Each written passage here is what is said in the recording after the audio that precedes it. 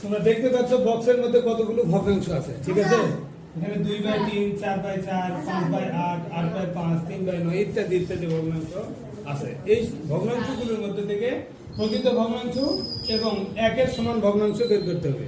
তোমাদের গণিত বইয়ের 94 পৃষ্ঠায় এই অঙ্কগুলো আছে, কি প্রকৃত ভগ্নাংশ বের করতে হবে এবং একের সমান ভগ্নাংশ বের করতে হবে। তাহলে এই প্রকৃত ভগ্নাংশ কোনগুলো, যে আর ভগ্নাংশ জানো যে ভগ্নাংশের লব উপরে থাকে, হর নিচে থাকে। তাহলে যদি কোনো ভগ্নাংশের লব বড় আর হর ছোট হয়, সেই ক্ষেত্রে সেই ভগ্নাংশটি কি হয়? প্রকৃত ভগ্নাংশ হয়। আর যদি লব বড় হর ছোট, সেই ক্ষেত্রে তাহলে সেই ভগ্নাংশটিকে বলবো অপ্রকৃত ভগ্নাংশ। তাহলে প্রকৃত ভগ্নাংশ কোনগুলো? যে ভগ্নাংশ লব ছোট হর বড়, লব ছোট হর বড় তাকে প্রকৃত ভগ্নাংশ বলে। আর যে সকল ভগ্নাংশের লব বড় অর্থাৎ উপরে বড় থাকবে আর নিচে ছোট থাকবে তাকে অপ্রকৃত ভগ্নাংশ বলে।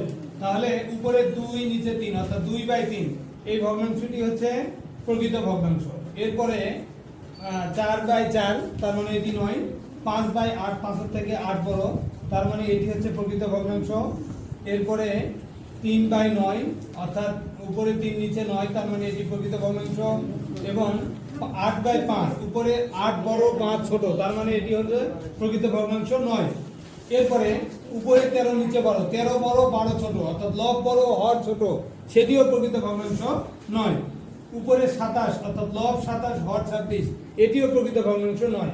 উপরে 1 নিচে 1 এটিও প্রকৃত ভগ্নাংশ 9। উপরে 76 নিচে 76 এটিও প্রকৃত ভগ্নাংশ 9। উপরে 42 নিচে 48 তার মানে লব ছোট হর বড়, তাহলে এটি নিশ্চয় কি? প্রকৃত ভগ্নাংশ। এরপরে উপরে 2 নিচে 25 এটিও প্রকৃত ভগ্নাংশ, কারণ লব ছোট হর বড়। শেষ। এই বক্সের মধ্যে যেগুলো প্রকৃত ভগ্নাংশ আছে সবগুলো এখানে লেখা হলো। এরপরে একের সমান ভগ্নাংশ। তোমরা জানো যে একের সমান ভগ্নাংশ হলো লব যত হর তত, এটা কাটলে সমান সমান 1 হয়। অর্থাৎ একের সমান ভগ্নাংশ হলো লব এবং হর দুটি সমান থাকবে। একের সমান ভগ্নাংশ হলো লব এবং হর দুটি সমান থাকবে। তার মানে এটি উপরেও 4 নিচেও 4, এটি হচ্ছে একের সমান ভগ্নাংশ। এরপরে উপরেও 1 নিচেও 1, এটি হচ্ছে একের সমান ভগ্নাংশ। উপরেও 76 নিচেও 76, এটি হচ্ছে একের সমান ভগ্নাংশ। এবং উপরেও 3 নিচেও 3, এটি হলো একের সমান ভগ্নাংশ।